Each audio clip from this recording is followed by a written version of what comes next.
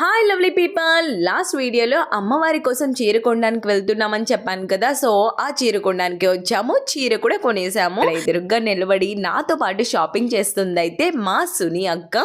అంటే నా old subscribers కి అయితే బాగా తెలుసు కదా, ఒంగోలు ఆంటీ. ఆ ఆంటీ వాళ్ళ కూతురు అనమాట.